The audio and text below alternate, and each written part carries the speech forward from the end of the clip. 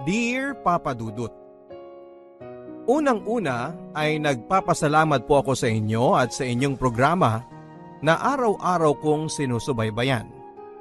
Sa mga panahon ngayon ay namamalagi lang ako sa aking kwarto. Walang ginagawa at walang makausap. At ang programa mo na lamang ang nakakapagpasaya sa akin at ang tanging pinaguhugutan ko ng lakas at inspirasyon. Ako po si Jessie pero ang totoong pangalan ko ay Jesus. At dahil sa sinapit ko sa buhay, ay hindi ko maalis sa isip ko na parang may dahilan ata ang tadhana kung bakit ako pinangalanan ng katulad kay Hesukristo. 50 anyos na ako, Papa Dudut, at may asawa at 2 anak.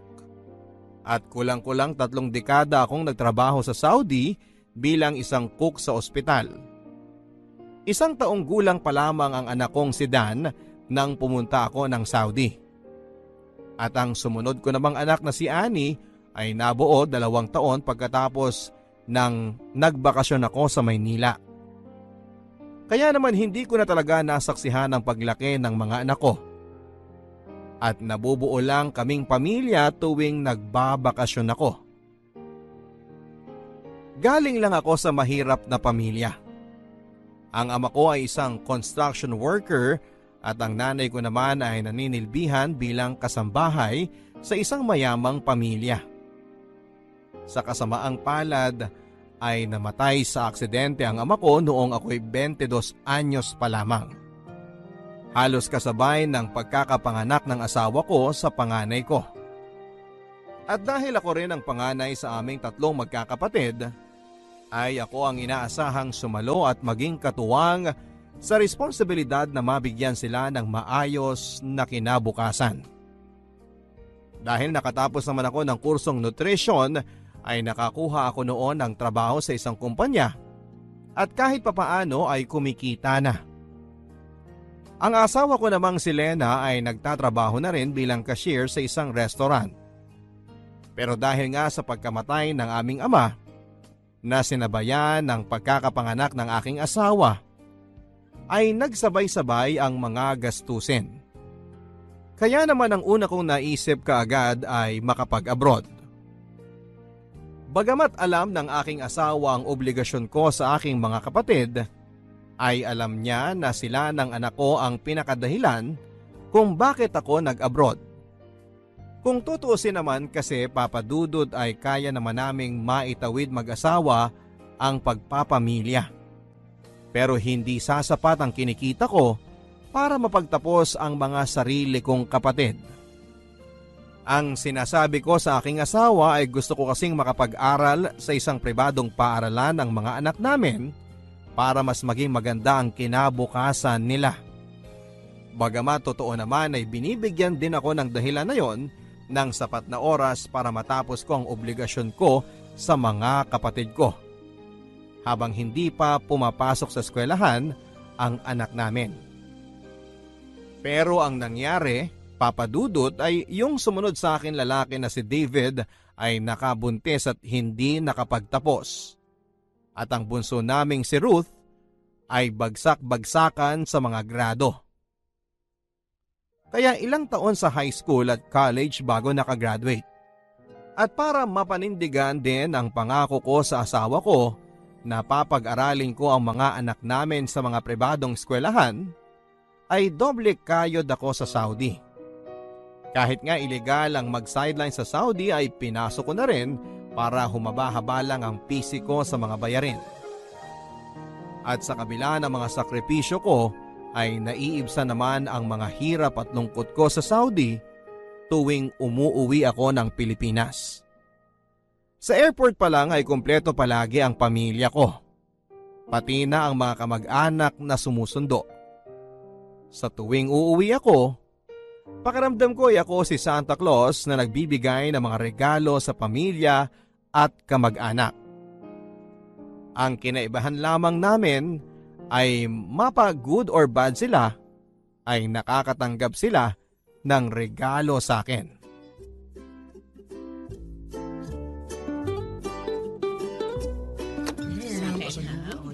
ba yan? Oo, itong rubber shoes na to para kay Dan. At ito naman pabango ay para sa'yo, Ani. Thank you pa! At syempre, itong bag para sa'yo, my loves. Yay! Binili mo nga! Thank you, my loves! Mwah! Pa, itong rubber shoes ko. Hindi ito yung design na gusto ko eh. Ha? Ano pala dapat?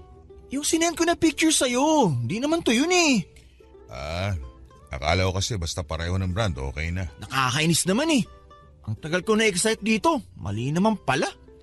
O sige. Nasa mall na ba yun dito? Bilhin na lang natin. Wala. Wala pa dito sa Pilipinas noon. Kaya nga sa ibang bansa ako pinabili.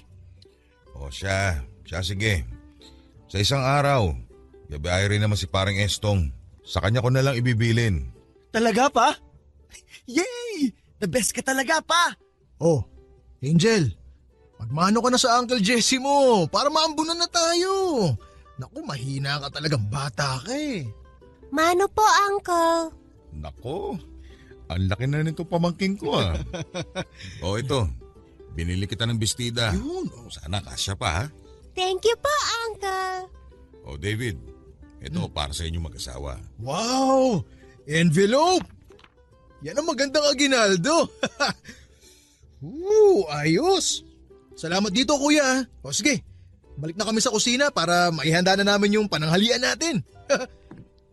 Oh, magkano naman yung binigay mo dyan sa kapatid mo? Ha? 5,000 lang naman yun. Naku, uubusin niya lang sa sabong. Bayaan mo na. Kahit para doon na lang sa bata. At saka magbabago naman na daw siya. Magbabago? Magkakaanak na naman sila ng asawa niya. Hanggang ngayon wala pang matinong trabaho yan eh. Mag-aanak tapos sa'yo na naman aasa.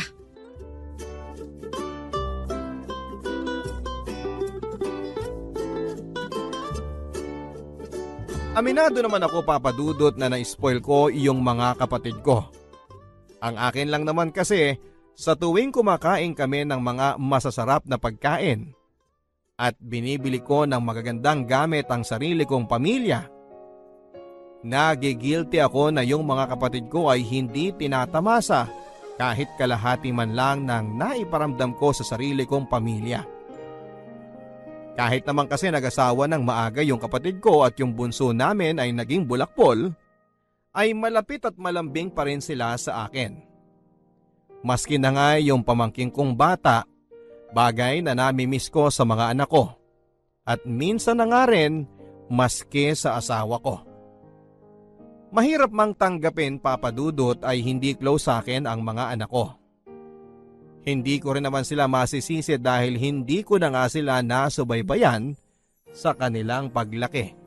At kahit pa taon-taon din naman ang pagbabakasyon ko sa Pilipinas, lalo na nitong mga nakaraan, ay alam ko namang hindi sasapat yon kailanman sa mga namiss ko na mga mahalagang pangyayari sa buhay ng mga anak ko. Kaya nga kahit na lumaki rin na medyo bulakbol at maluho yung dalawa kong anak, hirap akong sitahin sila dahil na nga sa mga naging pagkukulang ko. At dahil sa alam kong isusumbat nila sa akin na yung mga kapatid ko ay hanggang ngayon ay umaasa pa rin sa akin. Masakit man, Papa Dudut, pero pakiramdam ko, minsan ay ATM ang tingin sa akin ng sarili kong pamilya. Kahit na nitong mga lumipas na taon ay nauso na ang cellphone at internet, ay bibihira lang kung makipag-usap sa akin ang mga anak ko. Yung asawa ko lang ang madalas kong nakakausap at halos bawat usap namin ay nagtatapos pa sa mga paalala ng mga dapat na bayaran at pagkagastusan. Dahil din sa dami ng mga binabayaran at sinusuportahan ko, ay kahit na lumalaki naman ang sweldo ko ay halos wala na rin akong naiipon.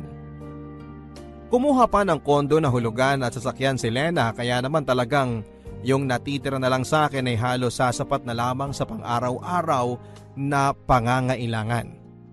At dahil din dito ay kahit na masama na ang pakiramdam ko, hanggat kaya ko pang pumasok sa trabaho ay gagawin ko.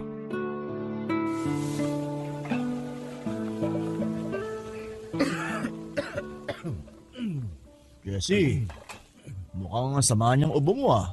Okay lang. Okay lang ako. Kumusta naman yung birthday na panganay mo? Nagustuhan niya ba yung cellphone na in-order mo para sa kanya? Oo, nagustuhan niya. Ayos pala.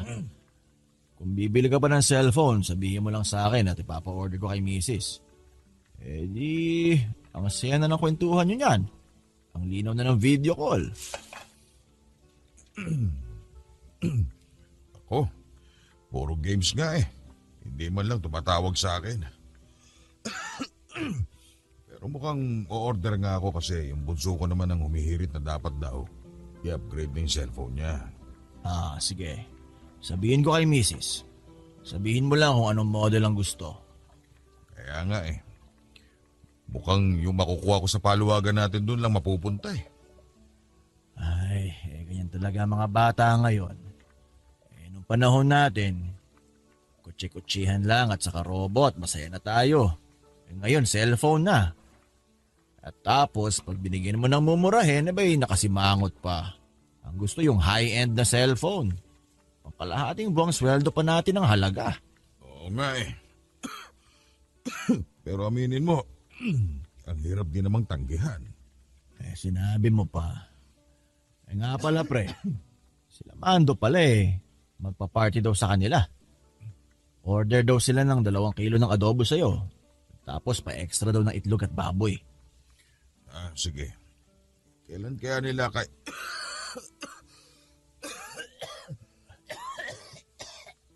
Tubig! Inom muna pare, inom muna.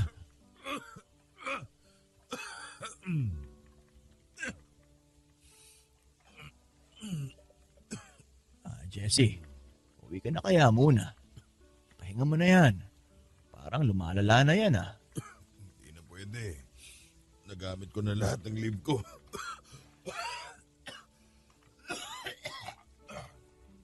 Jesse,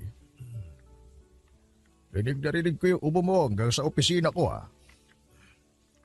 I'm sorry sir. Okay lang ako. Sa tingin ko, kailangan mo nang umuwi at magpahinga. Hindi. Okay lang ako sir. Magsusuot na lang ako ng mask. Hindi ka okay. At yung ubo mo, hindi na normal ang tunog. Magiging maayos din ako sir, huwag kayong mag-alala. Hindi, Jesse. Alam mo, parang may sakit ka na at baka makontamina mo pa yung mga pagkain. Kailangan mo na magpa-check up, umuwi ka at magpahinga. Pero sir, nagamit ko na lahat ng leave ko. Hindi ko nakasalanan na inubos mo lahat ng leave mo nung huli kang nagbakasyon. Ganito na lang, uuwi ka o mawawalan ka ng trabaho. Okay sir. Pasensya na po sir.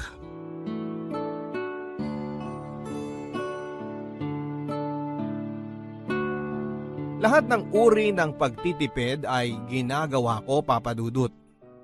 Kahit na paulit-ulit na ulam araw-araw sa loob ng higit 300 araw ay ayos lang sa akin.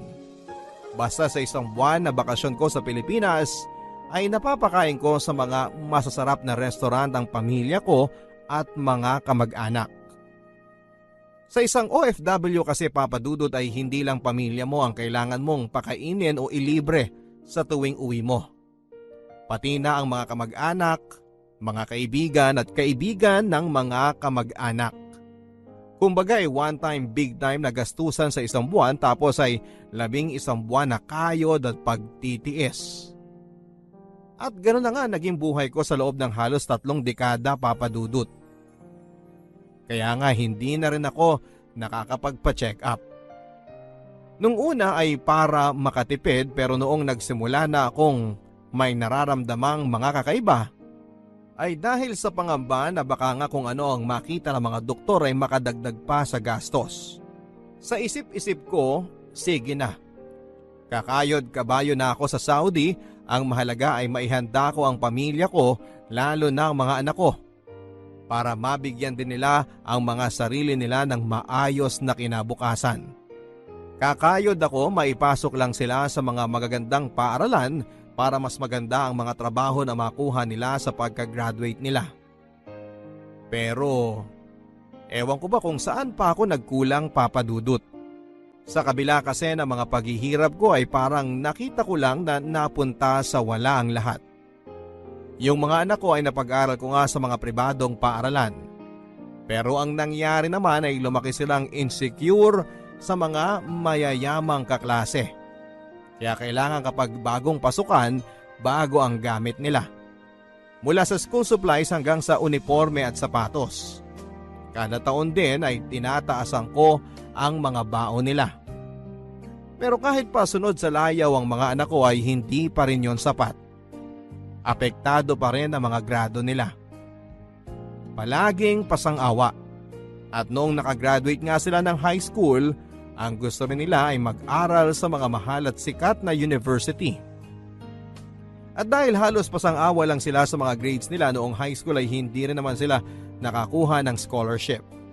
Kaya napilitan din ako na pag-aralin sila sa mga gusto nilang pasukang mahal na eskwelahan. Ang dahilan kasi nila, ang mga kumpanya daw ay tinitingnan lang naman kung saan sila graduate na university. At kapag nakita na nanggaling sila sa sikat at mamahaling eskwelahan, ay maganda kaagad ang makukuha nilang trabaho. At dahil nakikita ko naman na may punto sila ay pumayag na rin ako sa kanilang desisyon. Isa rin sa mga dahilan, Papa Dudut, kung bakit ako napapayag na ipasok sa mga pribadong university ang mga anak ko ay dahil si Lena ay may nakuhang negosyo ng panahon na yon na nakatulong ng malaki sa pamilya. Nagsisimula pa lang noon ang mga networking, Papa Dudut, at nag-invest kami ng malaking pera para mag-member. Ilang buwan ding malaki ang pasok ng pera sa amin dahil sa negosyong yon ni Lena. Trumiple kaagad kung ano man ang ininvest namin. At dahil nga na Willie ay dinamihan pa ni Lena ang mga binili na mga business accounts sa networking na yon. Pero matapos lang ang kulang-kulang isang taon ay pinasara ang kumpanyang yon at hindi na namin nabawi kung ano man ang na-invest namin. Sa halip na kumita ay luging-lugi pa kami sa na-invest sa illegal palang kumpanya. Pero dahil napasubo na nga at mga na-enroll na mga anak namin sa mga mahal na paaralan, ay kami na lang ulit ang nag-adjust. Lalo na ako. Pero ang ending, ang panganay ko ay nag-drop out din. At ang bunso ko naman ay nakagraduate naman pero delayed. Sa ngayon ay si Dan ay unemployed dahil walang natatagalan na kumpanya. At si Annie naman ay iniwan ng nakabuntis at ngayon ay isang single mother. At pareho sila ngayon ay sa amin pa rin nakapisan. Dahil maski ang mga kapatid ko ay umaasa pa rin sa akin. Isang araw ay na-realize ko na lang na sa pagtatrabaho ko at pagsusuporta sa mga kamag-anak ko, umikot ang aking buhay. Napabayaan ko na ang aking sarili at ang aking kalusugan. Nagmana sa akin ang anak ko. Mahilig din ako sa mga sapatos pero nakalimutan ko na yung huling beses na nabili ko ang sarili ko ng sapatos na gusto ko. At hindi lang dahil kailangan ng palitan dahil pudpud na o nasira na ang pang-araw-araw kong suot. Noong una ay nananalig pa ako na magkakahimala at magbabago ang ugali at sitwasyon ng aking mga anak at mga kapatid ko. Pero nitong lumaon ay lalo na noong nakaramdam na ako ng kakaiba ay napalitan ako ng pangamba. Pangamba na kapag namatay ako, saan pupulutin ang mag-iina ko at ang mga kapatid ko? Oh, bakit hindi mo subukan tong lemon chicken? Hindi ko kaya. Ang hapdi. Hindi pa rin ba magaling yung singaw mo? Hindi pa eh. Ano ba yan? Bago ka umalis sa Saudi, nandyan na yan ah. Matatapos na bakasyon mo dito, hindi pa rin gumagaling? Kuya, tawas at sipilyo lang ang katapat niyan. Magsipilyo ka kasi dapat palagi. Bakit wala pa dito si Angel ngayon? Busy ba sa pag-aaral sa accounting? Ay, kuya, mag-shift daw siya ng kurso eh. Parang gusto raw niya na mag-com arts. Bakit? Bumagsak ano? Sabi ko naman pakuhain mo ng nursing yung anak mo para makapag-abroad at nang kumita kagad ng malaki. Mahirap naman kasing ipilit sa bata kung ano yung gusto ng magulang. Mamaya magbulakbol pa eh. Ganun din naman ang ginawa niya eh. Sayang ang pinangmamatrikula ng kuya mo dyan kay Angel. Sa ComArts lang pala mauuwi. Ate Lena, alam kong maraming utang na loob ang pamilya ko kay kuya. Pero alam mong hindi ko naman ipinilit kay kuya yun eh. Siya ang nagkusang mag-sponsor ng pag-aaral ni Angel. Tinanggap mo naman kagad. Naging magulang ka pa. Lena, tama na. Grabe ka naman makapagsalita, Ate Lena. Huwag kang mag-alala. Oras na makaluwag-luwag ako at nakapagtrabaho na si Angel, babayaran namin ang lahat ng utang namin kay kuya. David, tama na. Tito David, wag mo ngang pagtaasan ng boses si Mama. Alam mong kung hindi dahil sa inyo, dapat mas magaan ang buhay namin ngayon. Samantalang kayo sunod sa layaw. Ikaw yung pasabong-sabong mo at yung anak mo naman sa katamaran sa pag-aaral. Huwag mong pagsalitaan ng pinsan mo ng ganyan ha. Huwag mo akong pagsalitaan ng ganyan. Kami ang orihinal na pamilya ni kuya. Kaya huwag kayong manumbat-numbat dyan. Tama na!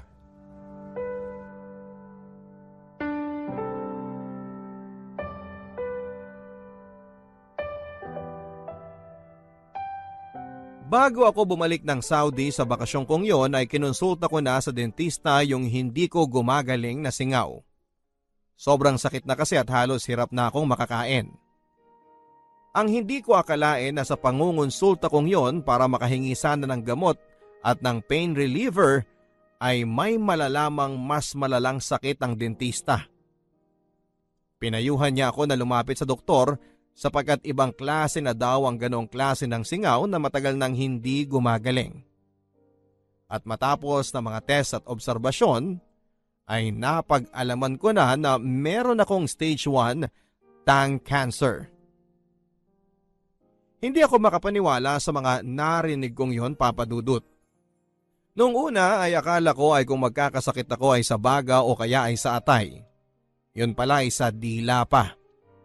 Dati kasi akong nagsisigarilyo at ayon sa mga doktor ay maaaring cause din daw yon ng pagkakaroon ng stage cancer. Inilihim ko ang diagnosis ng mga doktor sa aking pamilya. Hindi dahil sa ayaw kong mag-alala sila kundi dahil sa mga panahon niyon ay in denial pa rin ako. Sa katunayan ay itinuloy ko ang pagbiyahe ko pabalik ng Saudi. Kahit na alam kong may ganong resulta na sa akin ng doktor. Ang sabi ko sa sarili ko ay isang doktor lang naman ang may sabi. Kukonsulta pa ako sa ibang doktor para sa second opinion. Babaguhin ko ang diet at magbabawas ng stress sa buhay at manunumbalik sa Panginoon. Pero wala pang isang buwan ay napilitan akong bumalik sa Pilipinas at sa pagkakataong yon ay permanente na pala ang magiging pag-uwi ko.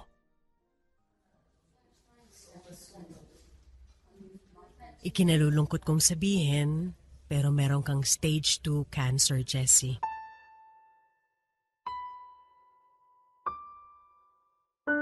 Ano? Stage 2 na? Oo. Sigurado ho ba kayo dyan? Ikukuha po muna kami ng second opinion. Hindi na kailangan, Lena. Bakit naman? Mawalang galang na ho, Doc, ha? Pero paano kung mali kayo? Hindi basta-basta ang sakit na cancer, ha? Kailangan natin makasigurado. Kailangan natin ng second opinion ng ibang doktor. Lena, ito na ang second opinion. Anong ibig mong sabihin? Nung isang buwan ko pa alam, Lena. Bago ako bumalik sa Saudi, nagpatingin ako sa doktor. Nakita noon na may stage 1 cancer ako. Ano? Patawarin mo ako, Lena. Jessie naman! Bakit mo inilihim sa akin to? Natakot ako. Ayoko rin maniwala na meron ako. Akala ko madadaan sa dieta, sa pagtulog na maaga, sa pagdarasal. Tumala pa pala. Ano ba naman yan, Jessie? Doc, ano na ho bang magagawa natin ngayon? Ang good news is, kapag stage 1 or 2 cancer ay mataas ang chance na magamot pa ito. Kailangan niyang i-chemotherapy. Pero mas maganda sana kung nung stage 1 pa lang ay naagapan na kaagad natin to. Ang bad news ay kadalasan ng pinaka-epektibong paraan para maiwasan ang pagkalat ng cancer ay kinakailangang putulin ang dila ng pasyente. Ano ho? Hindi pa naman po siguradong kailangan gawin yun kay Jessie, hindi po ba? Ayokong paasahin kayo, Jessie, Lena. Pero minsan talaga kailangan nating piliin ang lesser evil lalo na pagdating sa cancer. Makakapagsalita pa po ba ako? Kapag malaki ang kailangan nating tanggalin, baka may posibilidad na hindi ka na makapagsalita. Tingnan mo nga yan, Jessie. Kung nung 1 buwan pa lang sinabi mo na, baka naagapan pa. Ngayon, mababaldado ka na, mas mapapagastos pa tayo. O paano na lang tayo niyan?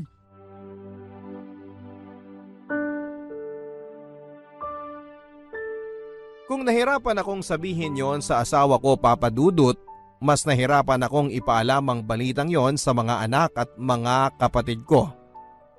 Sa akin lang sila nakadepende at natakot akong makita ang kanilang reaksyon. Buong buhay ko, sanay ako na ako ang nag-aalaga at nagsosuporta, na ako ang nagtatrabaho. Ngayon sa isang iglap ay bigla akong naging imbalido. Walang pakinabang at alagain. Ang inakala ko sa oras na marinig ng mga anak ko at ng mga kapatid ko na may cancer ako ay maiiyak sila at malulungkot. Pero ang una kong nakita sa kanila nang sabihin ni Lena sa kanila ang tungkol sa kondisyon ko ay ang matinding takot. Takot na hindi para sa akin kundi takot para sa mga sarili nila. Halos mabasa ko sa mga mukha nila ang mga makasarili nilang problema. Paano na ang matrikula ni Angel? Paano na ang mga bayarin dito sa bahay? Paano ko na babayaran ang coaching ni loan ko? At matapos ang takot ay nakita ko sa mga mata nila ang irita. Saan kami kukuha ng pampagamot dito? Sino ang mag-aalaga sa amin dito? Gagaling pa kaya ito at magtatrabaho? At sa isang igla, Papa Dudut, mula sa pagiging breadwinner ay bigla akong naging pabigat. Gamit ang sarili kong savings ay agad akong isinabak sa chemotherapy. At masasabi kong ilang sessions pa lamang ng chemotherapy ay dinaig na niya ang lahat ng hirap na dinanas ko sa Saudi. Nariyan yung walang tigil ako sa kakasuka. May panahon na hindi matigil ang pagdumi ko. Pumayat ako ng husto at nagmukhang halos bangkay. Ngunit bukod sa pisikal na sakit ay mas matindi ata ang emosyonal na dulot ng chemotherapy sa akin, Papa Dudut. Ni hindi na sa akin makatingin si Lena. Ang mga anak ko, kita ko ang pandidiri sa kanilang mga mata. At yung mga kapatid ko ay nawala na ang dating pagiging magiliw at malambing sa akin. Nagtuturoan pa sila kung sino raw ang dapat na mag-alaga at magbantay sa akin. Sa totoo lang, Papa Dudut, kung hindi lang ako natatakot sa Diyos baka winakasan ko na ang buhay ko. Minsan nga, dinadaan ko na lang sa katatawanan ng aking sitwasyon. Naisip ko kung itong sinapit ko sa mundo ay impyerno na. Paano pa doon sa tunay na impyerno na walang takas? Pero may mga oras din na nagalit ako sa Diyos. Sa halip na magdasal ako para pagalingin ako ay sinusumbatan ko siya. Sinasabi ko sa Panginoon na sana nga talaga ay nandyan siya. Na totoo siya. Dahil sa pinaparanas niya sa akin dito sa malupit na mundo ay sisingilin ko siya ng pwesto ko sa langit. Ang sabi ko sa kanya, hindi ako papayag na walang langit. Dahil sa pagkakataong ito na tinanggal na sa akin ang lahat, yun na lamang ang natitira.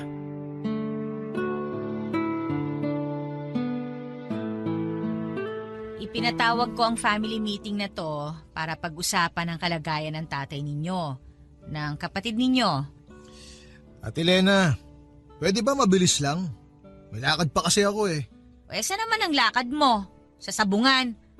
Wala ka nang pangsabong ah. Ayan baldado na ang kapatid mo. Hindi pa nagsisimula yung pamiting mo, binubungangaan mo na ako ng ganyan. Hindi na, alis na lang ako. Hoy! Maupo ka nga rito. Ngayon ka lang magkakaobligasyon sa kapatid mo. Wala kang utang na loob ah. Sige ate, uupo ako rito. Pero isang panlilibak pang lumabas dyan sa bibig mo, lalayasan talaga kita. O siya. Sige, makinig kayo. Naubos na ang savings ni Jessie dahil sa pagpapagamot niya. May utang pa tayo sa ospital. Pwede ako mangutang sa kakilala ko pero hindi sasapat yon. Ma, gusto ko mang magbigay pero alam mo namang may anak na akong binubuhay. Wala rin naman akong nakukuha sa tatay niyan. Mas lalo na akong walang ibibigay. Wala pa nga ulit akong trabaho eh. Kaya nga kailangan na nating magbenta ng gamit. Ano? Yung kotse ko, tsaka yung kotse mo, Dan.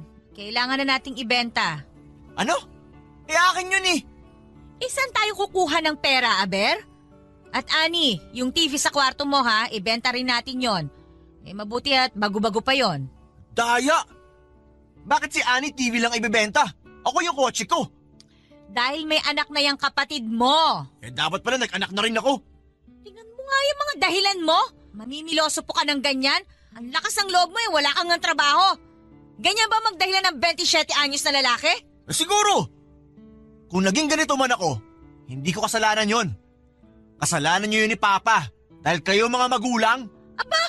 Ay, sumasobra ka na ha? Anong gusto mo? Palayasin kita dito? Bukas na bukas ha, ibenta mo yung kotse mo. At ikaw, David, kukunin na namin yung pinautang namin sa iyong puhunan. Ano ba naman yan? Naihulog ko na yun eh. Naihulog? Nasaan ang kita, Aber? 6 na buwan na yun ni isang kusing walang nakakabalit. Ilan na ba yung pautang sa'yo? Saan na kukuha ng pera? Bahala ka! Kung kinakailangan mo magbenta ng kidney, gawin mo. Ang mahalaga, makabayad ka sa utang mo. Para naman yan sa kapatid mo eh. Buisit! Nagka-cancer pa kasi.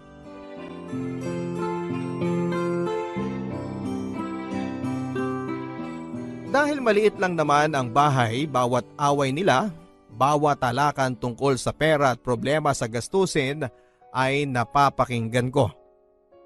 Minsan nga wala na silang pakialam. Kahit na alam nilang naroon lamang ako ay tuloy lang sila sa pagsasalita. Hindi ko nga alam kung wala lang silang pakialam o sadyang nagpaparinig na. Sobrang panlalait ang inabot ko sa mga panahon na yon, Papa Dudut. Kung dati Santa Claus ang tingin sa akin tuwing umuwi ako ng Pilipinas, ngayon ay bigla na lang akong naging invisible. Dinadaan-daanan ni ayaw tignan. Nagiging maayos lang ang pakikitungo nila sa akin kapag may bumibisita sa akin na mga kaibigan.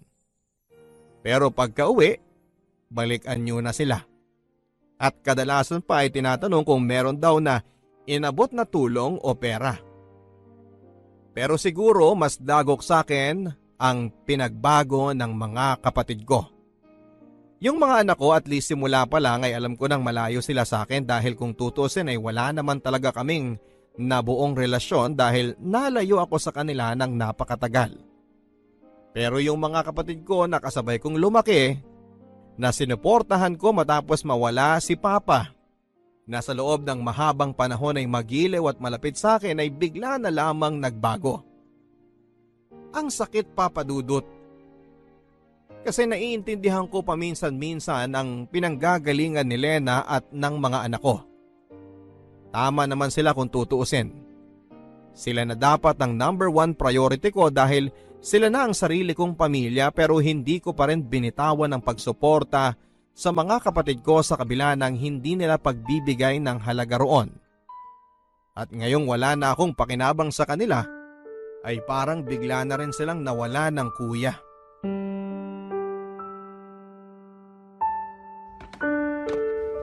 Oh, bakit nakabihis ka na? Mamaya pang hapon ang check-up ng papa nyo.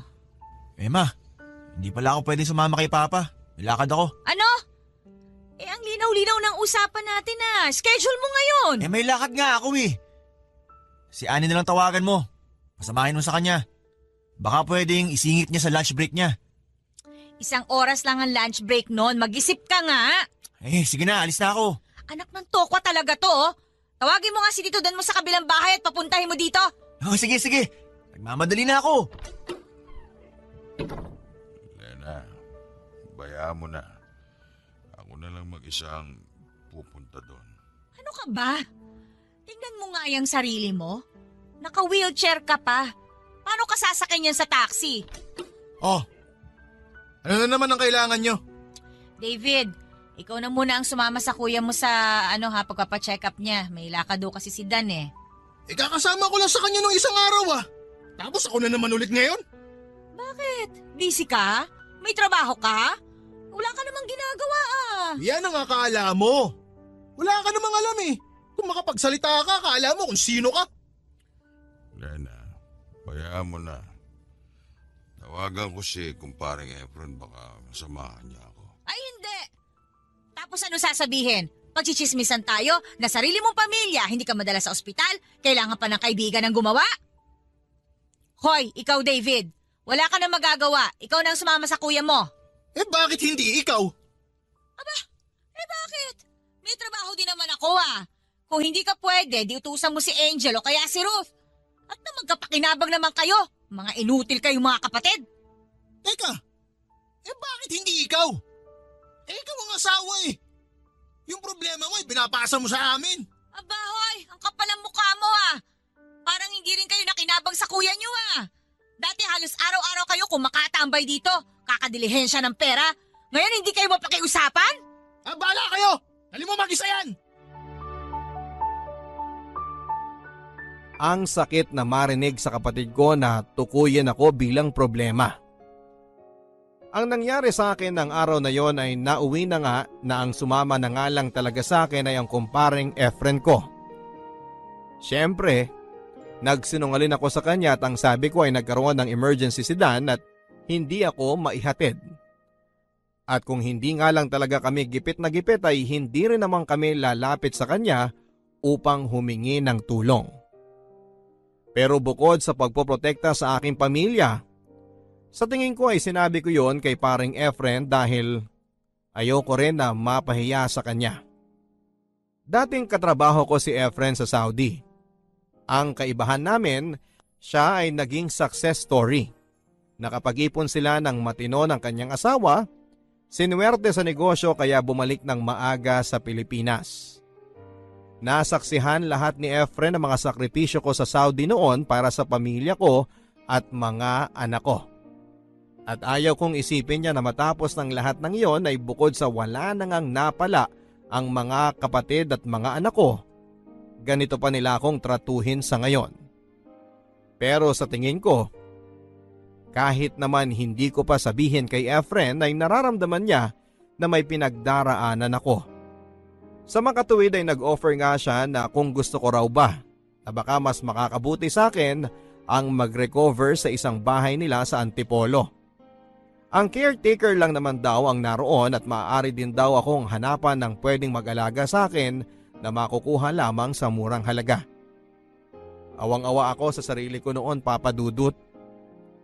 Paano ko humantong sa ganito na dati ako ang sumusuporta sa lahat? Ngayon ay ako na ang kinakaawaan at nililimusan. At higit sa lahat ay nasaan na ang pamilya ko ngayong kailangan ko sila. Mas naaasahan ko pa ang kaibigan ko at mas nakikita ko pa na may halaga ako sa ibang tao kesa sa sarili kong mga kadugo. Sa puntong iyon ay akala ko'y wala nang ilulugmok pa ang aking sitwasyon. Pero meron pa pala. May mas ibabagsak pa pala. Nang araw na yon ay sinamahan ako ni kumparing Efren sa ospital at doon ko narinig sa aking doktor ang masamang balita. Kailangan ng putulin ang dila ko. Hindi lamang tapyas kundi halos buong dila ko na ang tatanggalin. Ibig sabihin, wala na akong malalasahang pagkain at hindi na ako makapagsasalita. Sa totoo lang, Papa Dudut, mabuti na nga lang din at si Efren ang kasama ko noon nang nalaman ko ang masamang balita. Na-imagine ko na lang na papaano kung ang kasama ko ay si Dan o kaya ay si David. Baka hindi ko kayanin ang mga magiging reaksyon sa mga mukha nila. Pero dahil si Efren lang naman ang kasama ko, sa puntong yon ay doon ko na naibuhos ang lahat ng magkahalong lungkot at galit na nararamdaman ko sa pamilya ko, sa mga kapatid ko at maski na sa Diyos. Umiyak ako ng umiyak. Hindi nila ako mapatigil. Siguro para pagaanin ang loob ko ay sinabihan pa ako ng doktor ko at ni Efren na huwag daw akong mag-alala. Hindi naman daw ibig sabihin noon at doon na magtatapos ang buhay ko.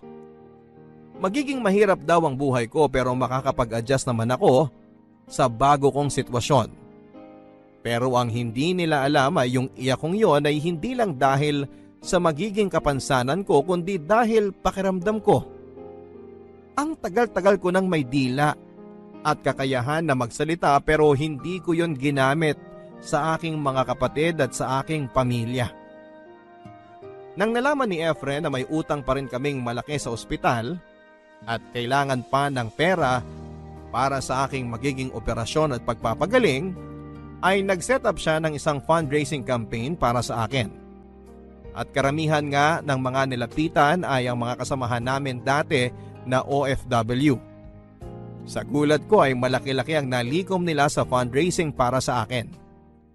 At sumapat yon para mabayaran namin ang lahat ng mga utang namin sa ospital.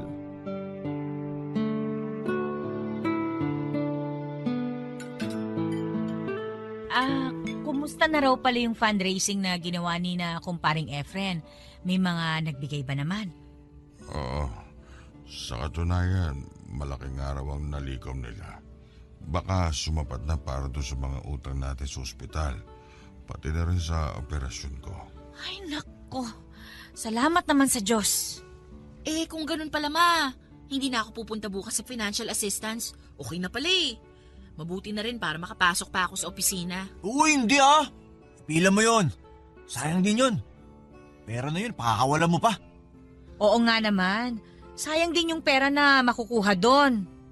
May pasok nga ako bukas eh. Dan, sige ikaw na lang kaya ang pumunta doon bukas. Ha? Ay, sige na nga. Kakancel ko na lang yung lakad ko. Ano ba yon? Cheque ba yon? Kanino ba ipapangalan yon?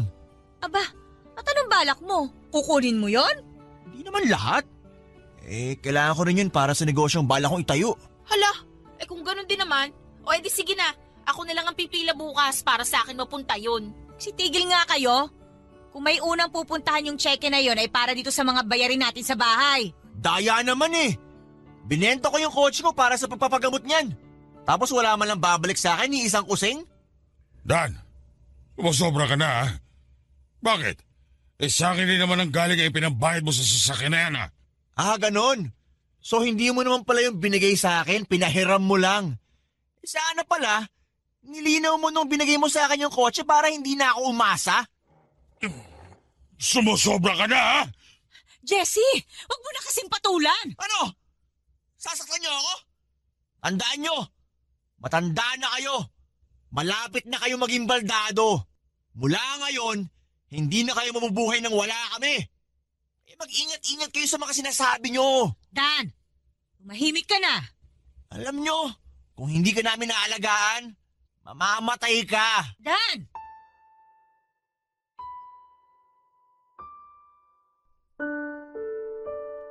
Hindi ko alam kung papaanong humantong sa ganoon ang anak ko at napagsalitaan niya ko ng ganon, Papa Dudut. Dahil ba yon sa pagpapalaking ginawa namin ni Lena sa kanila? O likas ba sa kanya ang maging masama at makasarili na parang namana niya sa mga kapatid ko, sa side ng pamilya ko? Pero siguro'y mabuti na rin ang nangyaring yon dahil matapos noon ay nalaman ko na ang aking limitasyon. Alam ko na sa susunod na pagsalitaan ako ng anak ko ng ganon, lalaban ako. Magsasalita na ako. Ang tagal-tagal kong iniintindi ang mga anak ko, pinagbibigyan hanggang sa naspoiled ko na nga sila. Naalagaan ko lang sila ng pera. Naibigay ang mga pinansyal na mga pangangailangan nila pero hindi ko naman naalagaan ang kanilang kaluluwa. Isang linggo bago tanggalin ang aking dila ay kinausap ako ni kumparing Efren at ang sabi niya, ang balak daw nila na mga kaibigan ko ay sorpresahin niya ako kasama ng pamilya ko. Balak daw nila akong bigyan ng get well soon party at isasabay na doon ay ang pagbibigay nila sa akin ng tseke ng nalikom na pera mula sa fundraising. Pero nang kausapin niya raw si Lena, pinilit daw siya na huwag na akong bigyan ng party. Gastos lang daw yon at ipangalan na lang daw sa kanya ang tseke para mabilis na mapaingkash at maibayad kaagad sa mga pinagkakautangan. Hindi pumayag si kumparing Efren at pinilit na sa akin lang daw ipapangalan ng tseke at ibibigay lamang daw nila yon sa party, sa harap ng maraming tao. Bukod pa dyan ay nakita nila si Lena na inihahatid ng isang magarang kotse. At kung sino man ang driver, ay iiwan niya na lang daw sa aking imahinasyon. At dahil nga sa pangyayaring yon ay muling inalok sa akin ni kumparing Efren na doon na lang daw ako manirahan sa bahay bakasyon na nila sa Antipolo. At napagkasunduan naman daw nila ng iba ko pang mga kaibigan at dating mga boss sa opisina na magtulong-tulong sila para makahanap ng caregiver at mag-aalaga sa akin hanggang sa ako'y makarecover. At dahil na nga rin sa natuklasan kong ginawa ni Lena, ay tuluyan na akong nawala ng tiwala sa sarili kong pamilya. Natukso ako na tanggapin ang alok na tulong ng mga kaibigan ko.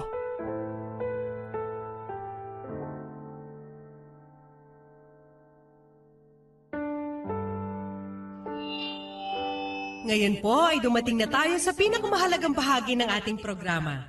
Dahil po sa tulong ninyong lahat ay nakalikom tayo ng 987,304 pesos na magagamit ni Jessie para sa kanyang mga gastusin sa ospital at pagpapagaling. Pero bago ang lahat, nais muna naming tawagin ng ilan sa mga kamag-anak ni Jessie para magbigay ng maikling mensahe. Unahin natin siguro yung bunsong anak ni Jessie, si Annie. Maraming salamat po sa pagpunta nyo dito at para sa tulong na ibinahagi nyo sa aming pamilya. Okay, short and sweet. Sige, ang susunod naman nating tawagin ay ang panganay ni Jessie na si Dan. Maraming salamat ho sa bigay niyong pera sa amin. Oh, yun lang? Contest ata ito ng paiklian na sagot sa ama mo, anong masasabi mo, Dan? Lalo pat ilang araw na lang ay ooperahan na siya. Get well soon pa. Ay, iba parang may pinanghuhugutan. Bakit? Ano ba gusto nyo? Na magdrama kami rito dahil nilimusan nyo kami? Gusto nyo gumaan pakiramdam nyo dahil nakatulong kayo sa mahirap? Dan! Lumayas ka na lang dito kung mag-aasta kang ganyan. Ano bang gusto nilang marinig? Kung gaano kabuti at matulungin yung ama namin, kaya maski yung isusubo na lang namin, ibibigay pa dyan sa mga batugan niyang kamag-anak? Aba, hayop kang bata ka!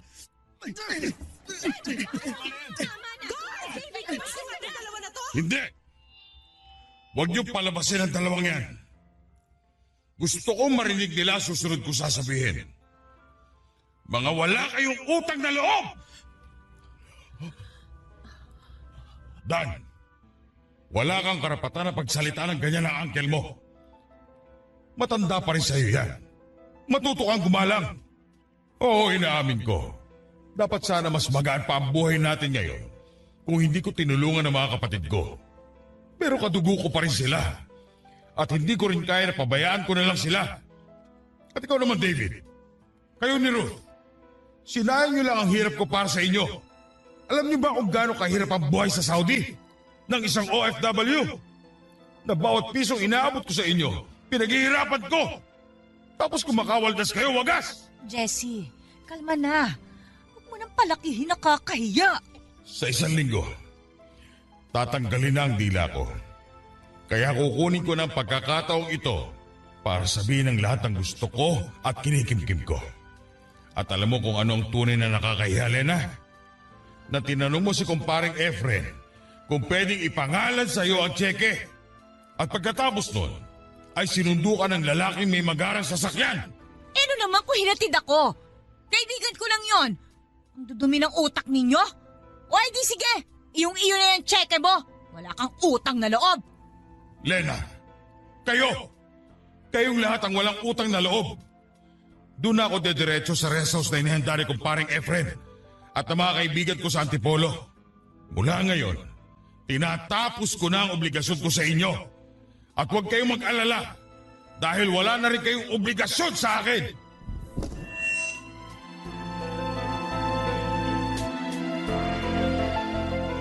Sinusulat ko ang liham na ito ngayon sa bahay bakasyonan ni kumparing Efren sa Antipolo.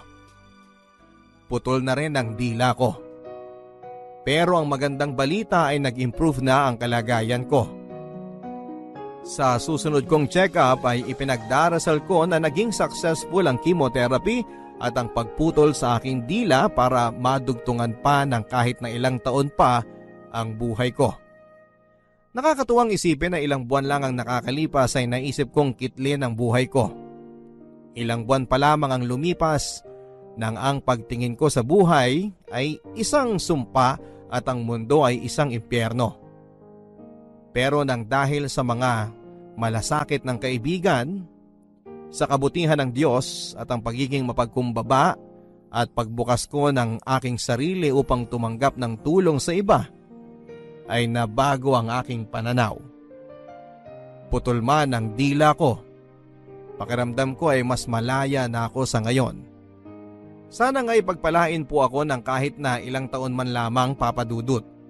Sapagkat sa edad kong ito, 50 anyos, ay ngayon pa lamang talaga ako magsisimulang mabuhay ng ayon sa aking gusto. Nang para lamang sa sarili ko.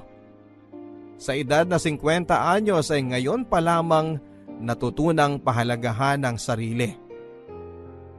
Maraming salamat po sa pagbasa nitong aking liham. Kahit nahihirapan na ako ay ngingiti pa rin ako. Ayokong pinapakita sa iba na umiiyak ako. At saka hindi rin naman ako madaling umiyak. Pero kapag umiiyak ako, buhos po talaga. Alam mo, Papa Dudut, matindi rin ako kung magkagusto sa boys. Lalo na noong high school ako. Hindi ako nahihiyang magbigay ng love letter o kaya kapag may libreng oras ako ay sinusundan ko yung taong gusto ko. Iniisip ko kasi, masaya ako kapag nakikita ko ang taong gusto ko o yung crush ko. Nagkakaroon ako ng inspirasyon, makita ko lamang siya. Natutuwa ako kapag napapangiti ko siya. Sa akin ay okay na yon. Hindi na niya kailangang magkagusto pa sa akin. Pero syempre mas okay kung magkakagusto siya, hindi ba? Pero okay lang kung hindi naman. Nadala ko yung mga ganitong pag-uugali hanggang sa mag-college ako. Papunta pa lang ako sa freshman orientation namin nung una kong makita si Roman. 24 lang siya noon pero nasa final year na sa law school. At dahil hindi ako inabutan ng K-12, 16 years old pa lamang ako nang pumasok na freshman sa isang malaking university sa Metro Manila. Nagkaroon ng aksidente noon sa daanan. Nagkabuhol-buhol ang traffic dahil may tumaob na van. Bumaba kami sa sinasakyan naming jeep dahil nakita naming nagkakagulo na ang mga tao. Nakita ko na may mga tao sa loob ng van na hindi pa rin makalabas. Yung iba, umiiyak. Yung iba naman ay humihingi ng saklolo. Kaya lang, lahat ng mga tao ay parang tulala. Walang makagalaw sa sobrang shock dahil sa aksidenteng nangyari. Tapos ay bigla na lang akong nakarinig ng malakas na sigaw. Hindi sigaw na parang natataranta kundi sigaw na parang naguutos. Nakita ko sa kaliwa ko ang isang lalaking nirorolyo ang mahabang sleeves ng polo niya habang nagdidikta sa mga tao kung ano ang gagawin. Siya mismo ang dumapa para kunin ang mga taong natrap sa loob ng tumaob na van. Isa-isa nilang nailigtas ang mga pasahero. Mabuti na lang at walang namatay. May mga nasugatan pero hindi naman malubha. By that time ay dumating na ang rescue team kaya nabigyan ng emergency treatment ang mga nasugatan. Nagpalakpakan ang mga tao nang mahugot ni Roman ang huling tao sa van. doon ako unang humanga at nagkagusto sa kanya. Nung una kong nakita si Roman, Papa Dudut, ay hindi ko alam na iisa lang pala ang pinapasukan naming university. Pero dahil magkaiba kami ng kurso ay hindi ko siya nakikita. Nagkita na lamang kami nang muli kaming nagkabanggaan sa library. As in literal na banggaan talaga. Medyo clumsy rin kasi ako kaya hindi ko siya napansin. Pero siya yung nag-sorry sa akin habang tinutulungan niya akong pulutin yung mga gamit ko. Ako naman ay natulala na lamang. Wala akong nasabi kundi okay lang. Yun lang. Hanggang sa umalis na siya, sayang. Hindi ko man lang natanong kung ano ang pangalan niya. Ang kisig ng mukha niya, Papa Dudut. Sa malayo medyo matatakot ka kasi mukhang domineering. Pero sa malapitan, parang masasabi mo sa kanya lahat ng problema mo kasi alam mong makikinig siya. Pero mabait siguro akong tao, Papa Dudut, kasi may extra blessing akong natanggap mula sa langit. Naiwan ni Roman ang ID niya sa counter na hiniraman niya ng libro. Student assistant yung kaibigan ko kaya nakuha ko kaagad yung pangalan niya. Pati yung kurso, student number at napasigaw na lamang ako ng thank you Lord. Mula noon ay pinuntahan ko na siya sa building nila. Inalam ko yung schedule niya pati yung mga lugar na madalas nilang tinatambayan ng kapareho niyang mga law students. At dahil may camera ako na may telephoto lens, madalas ko siyang nakukunan mula sa malayo. Naglalakad, nag-aaral, nakikipag-usap sa mga kaibigan. Sa madaling salita ay naging stalker ako ni Roman, Papa Dudut. Hindi naman unusual na may dala akong camera kasi visual communication ang kurso ko. Required kaming mag-submit ng photos ng iba't ibang tema. Nagkataon nga lang nakasama si Roman sa mga pictures. Kapag landscape, nandun siya sa tabi ng puno. Nag-aaral. Kapag cityscape ang tema, naglalakad siya habang isang luma at mataas na building ang nasa likuran niya.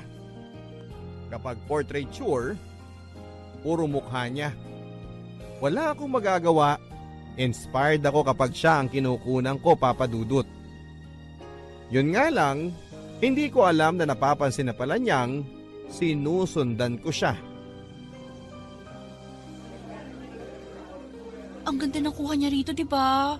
Ang soft ng tapo ng ilaw sa harap tapos may highlight sa buhok. Ikaw talaga, basta inspired ka, ang gaganda ng kuha mo. Lalo na kung kasama si attorney sa picture. Uy, mabuti hindi kanya nahuhuli na kinukunan mo siya. Hindi ko alam kung alam niya. Parang deadman naman siya pag nakikita niya ako. Pero one time, hindi ko alam kung mainit yung ulo niya. Nung kukunan ko na siya habang nakaupo sa bench sa labas ng building nila, dapat tingin siya sa akin. Ang sama ng tingin. Kaya bigla akong inimos yung camera ko. Kunwari kukunan ko ng picture yung puno sa harap ko. Nakakatawa ka talaga. Kung ako yun, baka tumakbo na ako bago mapahiya. Hindi naman siguro ako hihiyain ni attorney. Mukha naman ako mabait. Tsaka may legitimate excuse naman ako para kumuha ng pictures. Yun nga lang, may iba rin akong intensyon. Oy, huwag mo sabihin ikaw ang manliligaw, ha? Oy, hindi ah. Pero pwede rin. Kaya lang, baka pagkaharap ko na siya, matulala na naman ako. Tapos wala akong masabi. Kagaya nung nagkabanggaan kami sa library. Uy, tagal na nun ah. Patapos na yung SEM, nahihiya ka pa rin. Hindi ko nga alam eh. Kahit sa malayo, kumakabog yung dibdib ko sa sobrang kabe. Di lalo na ako sa malapitan. Baka atakihin na lang ako sa puso. Malamang. Excuse me, ikaw si Julie? Ha? Ikaw si Julie? Oo, ako nga attorney. Ano? Ako si Julie. Hi! Huwag ka masyado maging friendly sa akin. Ha? Kailangan kong i-confiscate yung SD card ng camera mo. SD card ko? Bakit? I believe majority ng mga kuha mo sa SD card mo ako ang subject. At dahil hindi ka nagpaalam sa akin, pwede kong i-confiscate ang mga kuha mo. Ha? Nagkataon lang nakasama ka sa picture pero hindi naman ikaw ang main subject eh. Kahit tignan mo pa, oh. Tsaka akin to. Akong may-ari ng mga picture na kinunan ko, hindi ikaw. Alam mo, Miss Julie, I suggest huwag ka na maipag-argue sa isang law student tungkol sa ownership rights. Pero... Ibigay mo na sa akin yan. I-delete ko na lang. Huwag mo nang kunin. Please naman no. No. Akin na. Please. Bigay mo na. Nagsabi na naman ng please eh. Ito na nga. Thank you. Lagot, paano yung mga plates mo? Uy, nakita mo lang yung asawa mo. Nabaliw ka na. Hindi. Nakita ko lang siya. Naging con artist na ako. Yung lumang SD card ko yung binigay ko sa kanya. Yun yung SD card na wala siya sa picture. Pinagpalit ko habang nagtatalo kami kanina. Ay, grabe siya oh. Siyempre naman no, pinaghirapan ko yung mga pictures na kinunan ko sa kanya. Bibigay ko lang. Hindi no. Ay, malamang pag nakita niya yung laman ng SD card, magwawala yun. Hahantingin ka nun. Eh di mabuti. Next sem, siya naman ang maghahabol sa akin. Baliw! Kaya lang nang sumunod na semester ay hindi na kami nagkita pa. Huling taon at huling sem na ni Roman sa university. Pero hindi ko na siya nakita pa. Dahil nung sumunod na semester ay nagkaroon ng isang napakalungkot na pangyayari sa pamilya namin. Namatay si Papa. Devastated kaming lahat sa pagkamatay ni Papa. Lalo na kasi spoiled kaming lahat sa kanya. Mula kay Mama hanggang sa bunso naming kapatid ay spoiled sa kanya. Kaya hanggang ngayon, iniingatan ko pa rin ang unang kamerang binili niya para sa akin. Masakit kasi maaga kaming iniwan ni Papa. Pero kailangan naming harapin ang reality na wala na siya. Sa pagkalibing kay Papa ay nagmeeting kami ng mga kapatid ko. Kasama si Mama. Si Papa ang breadwinner sa pamilya at nung namatay siya ay nawala na ang taong nagpo-provide ng mga pangangailangan namin. At dahil masyado pang bata ang dalawang kapatid ko, kami ni Mama ang nagtutulungan sa mga magiging gastusin namin sa pang-araw-araw. Naghanap ng mapapasukang trabaho si Mama, pero dahil hindi naman nakatapos ng college, nahirapan siyang makakuha ng trabaho. Nang matanggap naman siya sa trabaho ay hindi naman ganong kalaki ang sweldo niya. Nasa minimum lang. Ako naman bilang panganay ay nag-decide ako na maging irregular student na lamang. Kapag may pang-tuition, saka ako mag-i-enroll. May mga semester na nagpa-file ako ng leave of absence para magtrabaho at makapag-ipon ng pang-tuition. Kaya inabot ako ng halos 7 years bago ako nakagraduate sa isang 4-year course, Papa Dudut. Sa loob ng 7 years na yon, hindi ko pa rin makalimutan si Roman. Pero dahil naging busy na ako sa pagtatrabaho at pag-aaral ay hindi ko na siya hinahanap pa. Ang sabi sa akin ni Marie, after a year pagkatapos niyang graduate ay nakapasa na to ng bar.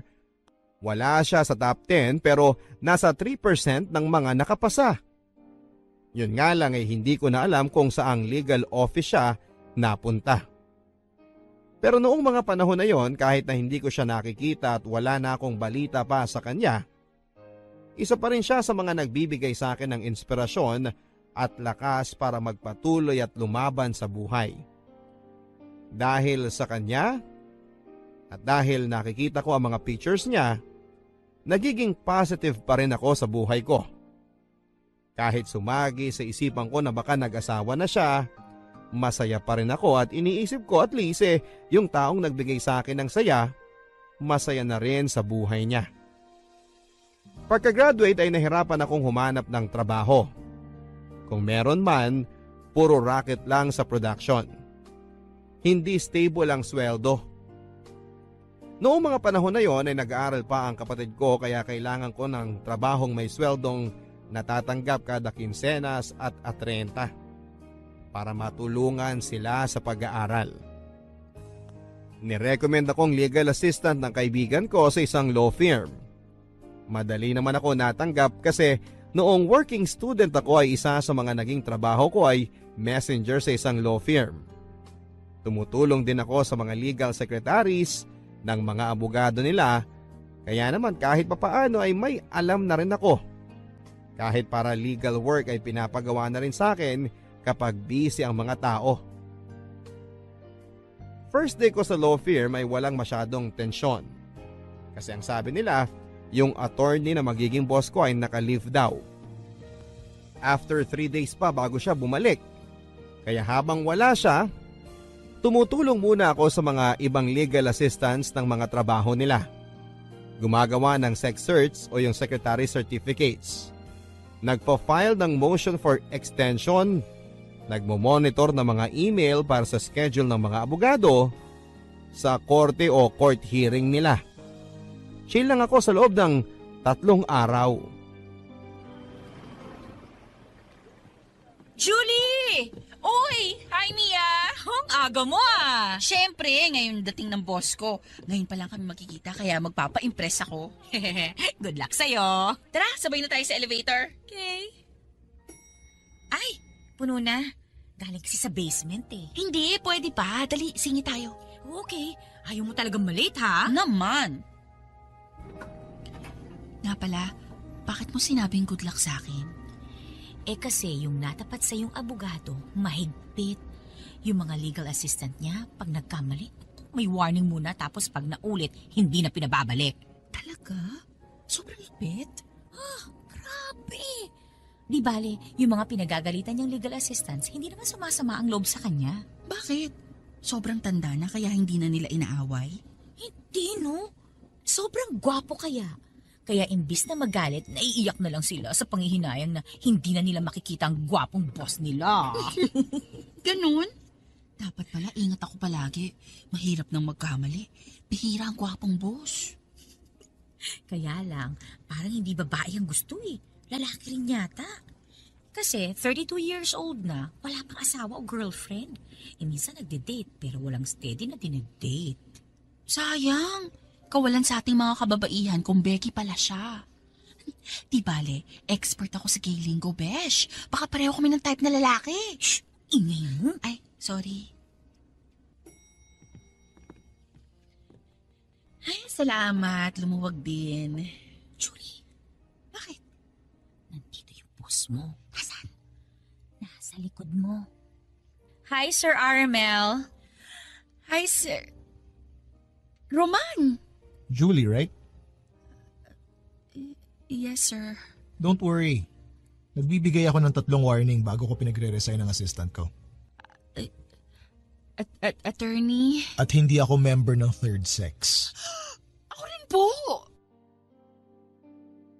Oh my gulay, Papa Dudut.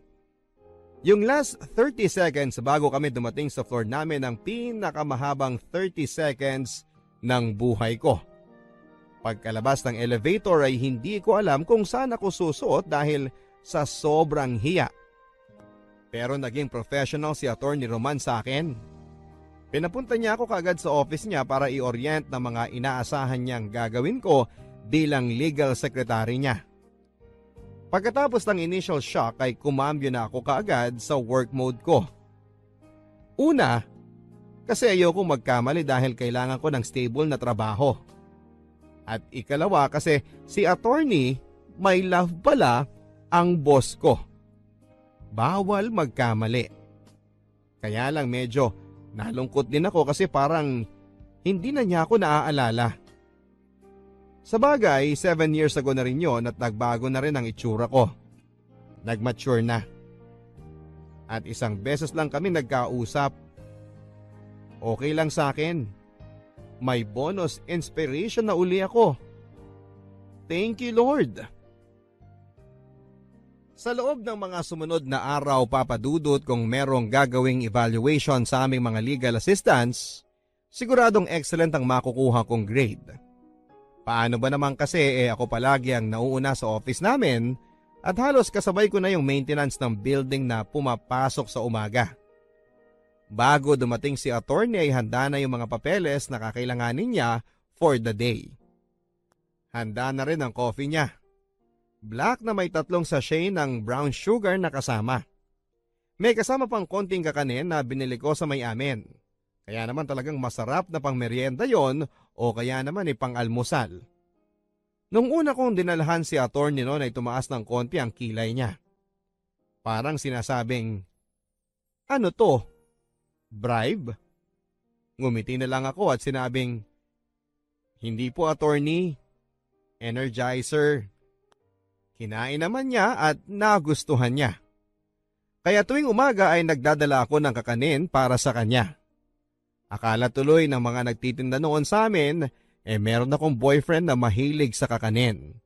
Ang sabi ko na lang malapit na, sabay tawa. Masipag ako magtrabaho at mabilis akong matuto.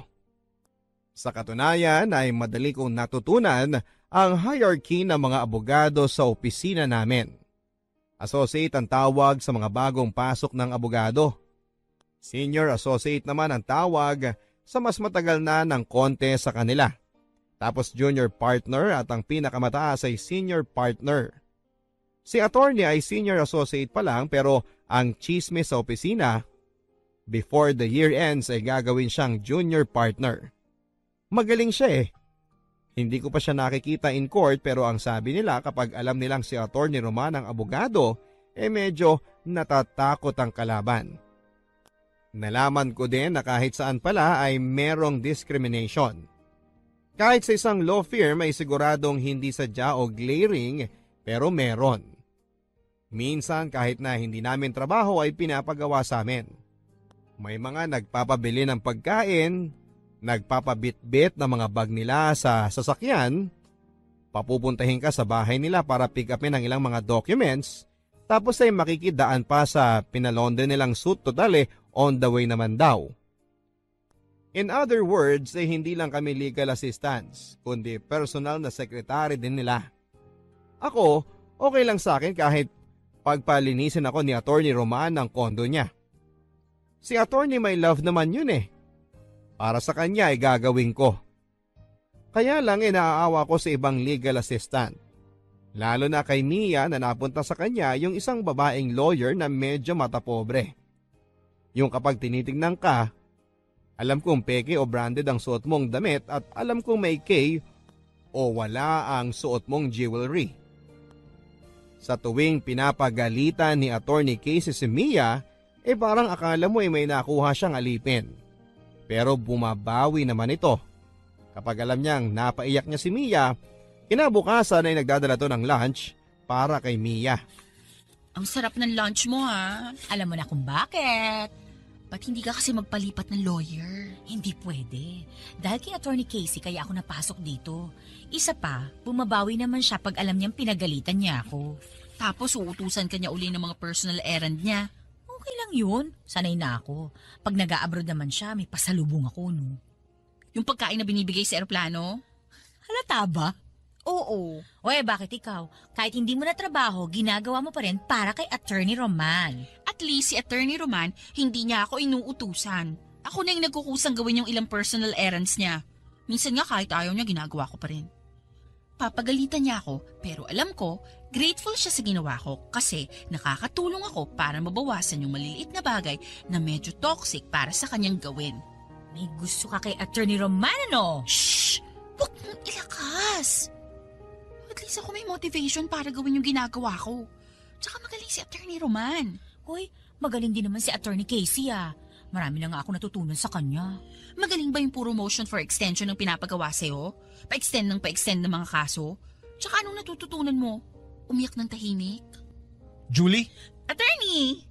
Nakabalik na kayo galing sa korte sa Bulacan? Obviously. At mukhang hindi mo narinig kasi may iba kayong pinagkakaabalahan. Sorry, sir. Julie, balik na ako sa table ko, Okay. Napa-photocopy mo na ba yung pleadings na pinapafile ko sa korte kahapon? Opo, attorney. Nasa table nyo na po. Good. Julie? Attorney? Na-appreciate ko yung mga ginagawa mo para sa akin pero sana, kung anong advice mo sa kaibigan mo, sundin mo rin. Hindi kayo alalay. Huwag niyong ibaba ang sarili niyo dahil lang nagkataong mas mataas ang ranggo namin sa inyo dito sa office. Sir, narinig niyong usapan namin? ibig sabihin? Narinig kong pinag-uusapan niyo si Attorney Casey. Okay. Pareho kaming senior associate ni Attorney Casey. Kaya sana, huwag niyo siyang pagchichismisan. Sorry, attorney. Huwag mong gawing forever ang pagiging legal assistant. May iba ka pang skills na pwede mong pagkakitaan. Ano pong ibig niyong sabihin? Nagkibit balikat na lamang si Attorney Roman sabay pasok na sa office niya. Anong ibang skills ang sinasabi niya, Papa Dudut? Office skills? Alam kaya niyang nagsa-sideline ako kapag weekend para madagdagan ang kita ko? Bigla tuloy akong nahiya. Pero tuloy pa rin ako sa ginagawa kong pagtulong kay Attorney Roman. Wala namang masama. Isa pa ay masaya akong nakakatulong sa kanya. Papa Dudut, nakalimutan kong sabihin na kaya din pala ako medyo asar kay Attorney Casey kasi bukod sa pagiging arogante, ay may gusto rin siya kay Attorney Roman.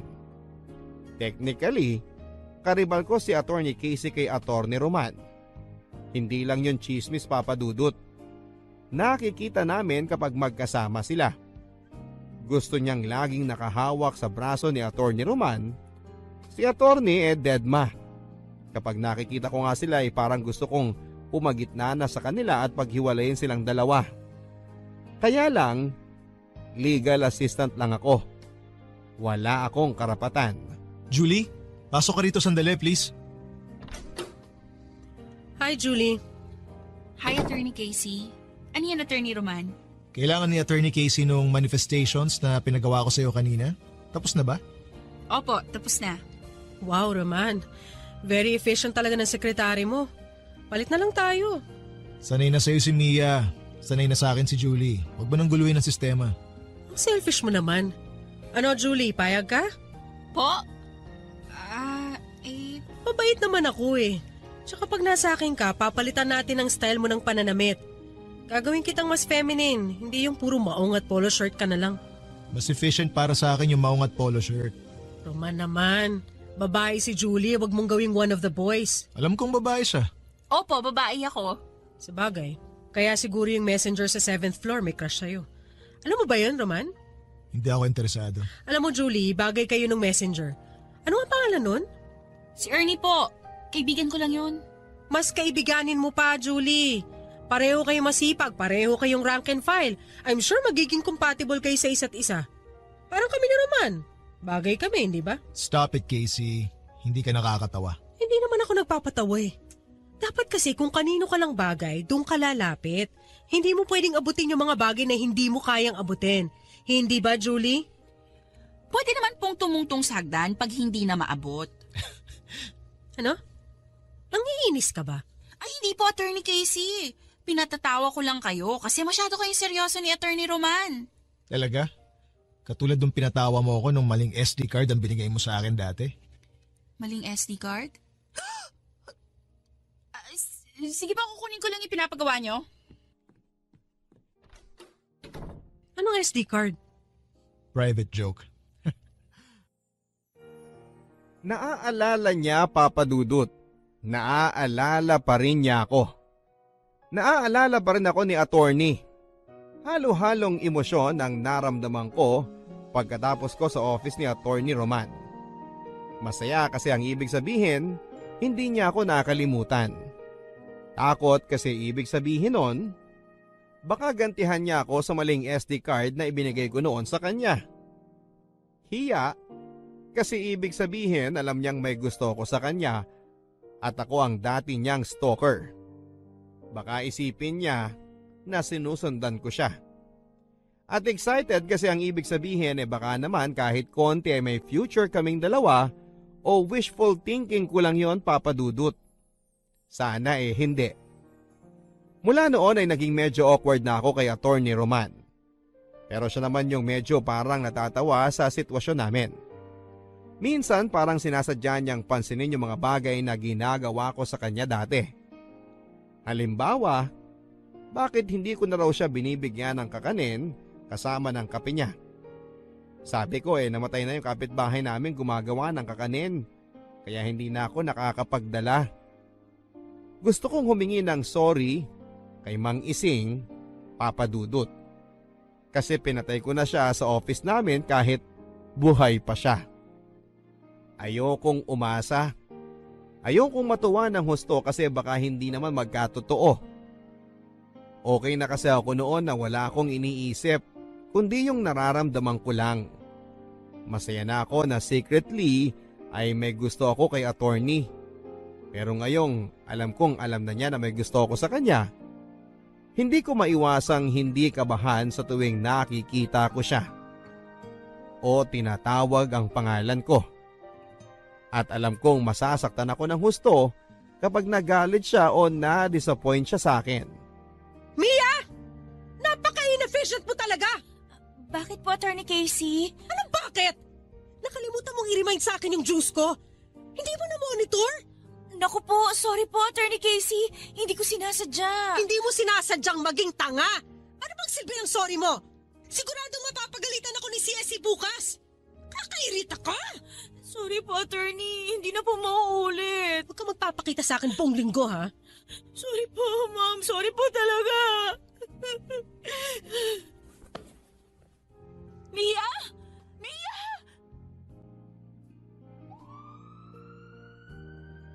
Oh, tapos ng palabas. Ba't nandito pa kayo sa labas? Nagkamalay na si Mia. Pinadala ko na lang sa ospital para makasigurong hindi na bagok ang ulo niya at lalo maging inefficient. Hindi maganda yung sinabi mo, Casey. Bakit? Kasalanan ko bang hinimatay siya? Hindi ko naman siya sinaktan. Mahina kasi ang loob. Kaya kinakayan-kayanan niyo siya. Ano? Julie! Matagal na nagtitiis sa inyo si Mia, Attorney Casey. Hindi niya kayo sinasagot dahil may utang na loob siya sa inyo. Pero wala kayong karapatang insultuhin ang pagkatao niya. Sekretary niyo siya, hindi niyo siya alalay o alipin. Abogado pa naman kayo, hindi kayo marunong kumilala ng karapatang pantao ng bawat nilalang? Roman, patigilin mo sekretary mo kundi irereklamo ko siya sa senior partner natin para mapaalis na yan. You don't have to do that. Bago mo siya maisumbong, paalisin ko na siya rito. Attorney... I'm sorry, Julie. Tama ka, pero hindi tama ang ginawa mo. Hindi ko mapapalampas yon sa isang subordinate. Okay lang, Attorney. Huwag na kayong mag-abala na sisandehin ako. Magre-resign na lang po ako. Kahit masakit, Papa Dudut, ay nag-resign ako. Pero hindi masama ang loob ko. Ang tanga ko pagdating sa pag-ibig, no, Papa Dudut. Hindi na nga ako kinampihan ng taong mahal ko. Naiintindihan ko pa kung bakit niya ginawa yon. Ayokong maging minus point sa kanya ang pagkakaroon ng sekretary na walang manners at paalaaway.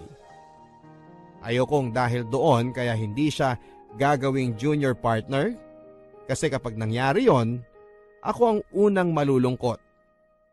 At saka ang sabi naman niya, meron akong ibang skills na pwede kong magamit kung sakali. Kaya hindi ako natatakot na mag-resign. Nangihinayang lang ako kasi malaking tulong sa pamilya namin yung 15 at 30 na siguradong sweldo ko.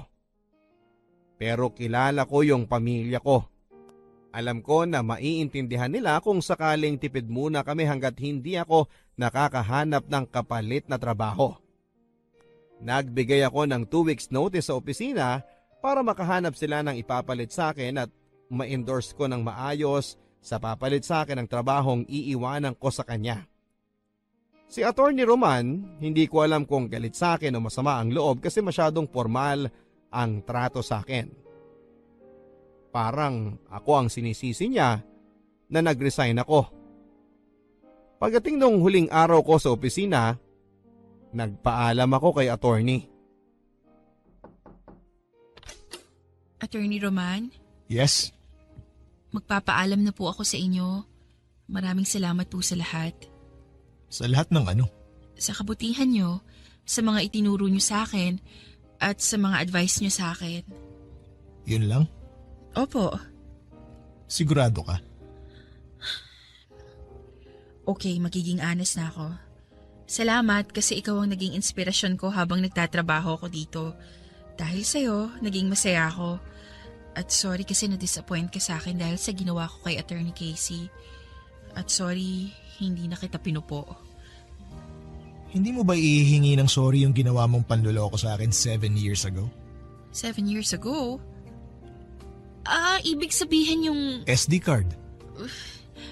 Grabe naman tong magtanim ng galit. Ang lalim ng ugat. Sorry dun sa SD card. May malilipatan ka na bang trabaho? Maghahanap pa ako. Okay lang? Huwag ka mag-worry, makakahanap din ako ng ibang trabaho. Naalala mo si Gilier, yung classmate ko sa law school? Yung kasama ko nung binigyan mo ko ng maling SD card. Ah! Gilier palang pangalan niya. May-ari siya ng isang production house. Naghahanap siya ng in-house photographer. Stable na trabaho. Gusto mo subukan? I-recommend mo ko? Gusto mo ba? Oo naman. Wow, salamat attorney. Oh, ba't umiiyak ka? Kasi hindi na kita makikita. Sorry attorney. Siguro by now, alam mo nang mula noon hanggang ngayon, may gusto ako sa inyo. Pero huwag kayong mag-alala. Hindi ko naman ihihingi na ibalik nyo sa akin ang pagmamahal na binibigay ko. Okay na akong nasabi ko to sa inyo. At least pag alis ko dito, wala akong regrets. Salamat sa masayang 7 years, attorney. Maraming salamat din. Pinuntahan ko yung production house na sinasabi sa akin ni Roman, Papa Dudut. Nagulat ako kasi hindi siya cheap na production house.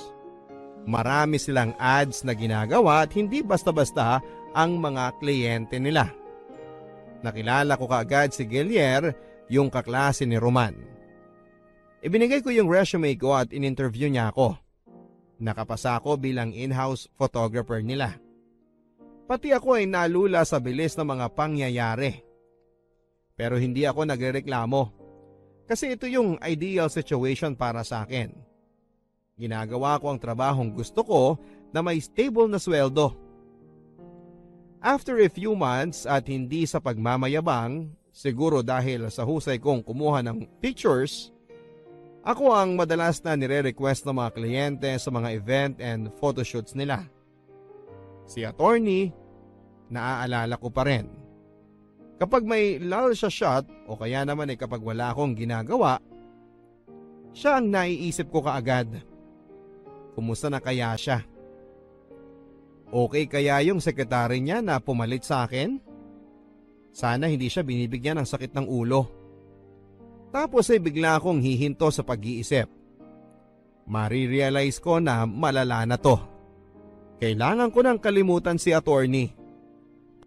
Kasi hindi ba kung may gusto siya sa akin, sana ibinibisita niya ako dito sa bago kong trabaho. Alam naman niya kung saan ako lumipat at kaibigan naman niya si Gilier. Pero wala. Ang sabi ko tuloy sa sarili ko ay tama na, Julie. 7 taon ng buhay mo ay naubos na sa kanya. Move on ka na. Pero paano ako makaka-move on kung pati si Sir Gilier kapag nakikita ko ay si Attorney Roman ang laging kinukwento? Oh, Julie, overtime ka? Yes sir, sandali na lang to. Kinokorek ko lang yung kulay ng model. Gusto ko yan. Medyo underexposed ang dating. Para may mystery. Yun naman po kasi ang overall concept ng kliyente. Good. Parang ganyan yung isang picture na pinakita sa akin ni Roman na kinunan mo. Sir? Anong picture? Wala naman akong binigay na picture na kinunan ko at binigay ko kay Attorney Roman Ay, sorry. Hindi mo ba alam? Pinaprint niya yung mga picture na kinunan mo noong 7 years ago sa binigay mong SD card sa kanya. At mula doon, nagustuhan ko yung mga kuha mo kaya formalities na lang yung interview ko sa'yo. Kasi para sa akin, hired ka na. Teka, paanong... Nagulat ka, no? Freshman ka pa lang, nabanggit ka na sa akin ni Roman. Naintriga raw siya sa isang babae na nakipag-away sa isang pasahero sa UV Express na ayaw umusog para mapaupo ng maayos ang isang matandang lalaki. Hindi ko maalala yung... Nakaupo kami ni Roman sa harap. Nasa likod ka naman nakaupo. Sinita mo yung babae kasi tinatarayan yung matandang lalaki. Pinausog mo kasi nahihirapan yung matanda. Kaso, ayaw umusog ng babae. Sabi niya, pababain na lang daw yung matanda at babayaran niya yung upuan. Nung narinig mo yun, inaway mo yung babae.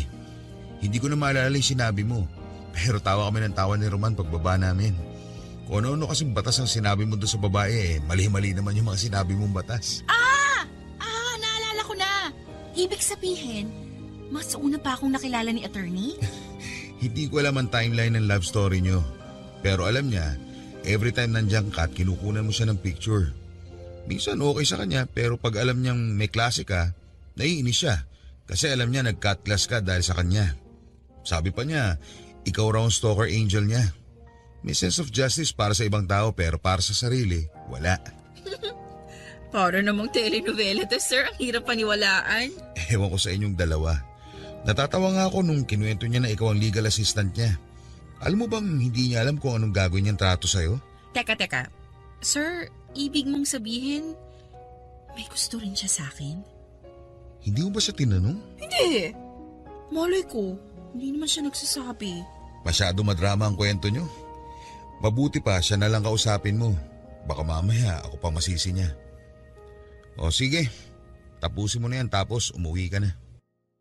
Papa Dudut, ako yung stalker, hindi ba? Pero sa mga sinabi ni Sir Guillier, pareho pala kaming stalker ng isa't isa. Pagkatapos ng hilaw na confession na yon, hilaw kasi hindi galing mismo kay attorney at galing sa kaibigan niya. Kaya hindi pa counted yon, hindi ba? So paano na? Hindi ko na alam ang gagawin. Paano magpa-progress ang level ng relationship namin ni attorney kung hindi niya ako tinatawagan o binibisita sa bago kong trabaho? At ako naman, nahihiyang tumawag o puntahan siya sa trabaho. Ang dali lang ng problema namin pero hindi namin masolusyonan and in the end, naisip ko na dahil ako naman ang mas bata, ako na lang ang magpapakumbaba. Lily, pakipasok dito yung compliance na pinagawa ko sa'yo.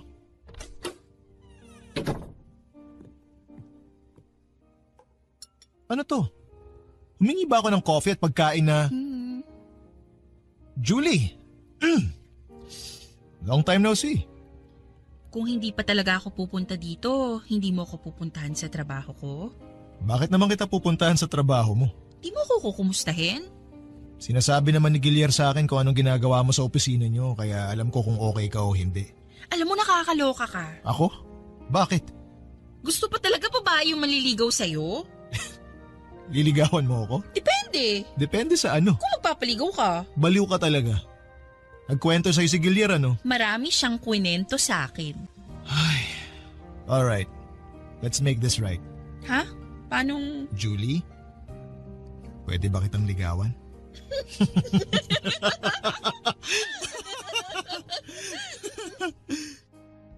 After 8 years ay naging kami ni attorney Roman Papadudut. Ang haba at ang corny ng love story namin. Puro hit and miss pero sa bandang huli, na-hit din. Apparently, hinanap din niya ako pagka-graduate niya. Pero dahil naging abala na sa bar at sa trabaho ay hindi na niya ako pinursu. At noong nakita niya akong muli, nagulat daw siya. Gusto na raw niyang itanong kung bakit ako nandun sa law office o kung saan daw ako nagpupunta pero pinigilan niya ang sarili niya dahil siya ang boss ko. Sa ngayon ay magto 2 years na kami ni attorney. Hindi na namin kailangang i-stalk ang bawat isa para ipakita ang pagmamahal namin. Sana na-inspire ang mga tagapakinig ninyo sa kwento namin ni Roman Papadudut.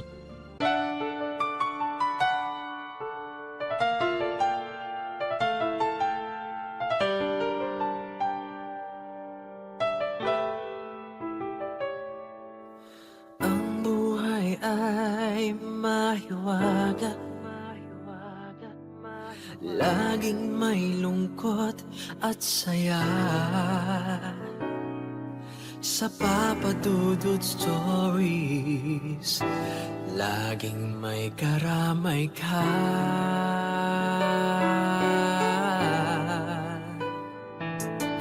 Mga problemang kaibigan, dito ay pakikinggan ka. Sa Papadudut Stories, kami ay iyong kasama. Dito sa Papadudut Stories, ikaw ay hindi nag-iisa.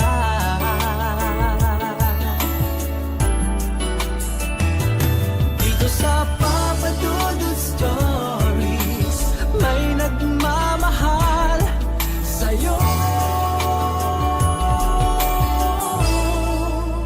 Papadudut Dudut Stories. Papa Dudut Stories. Papa Dudut Stories.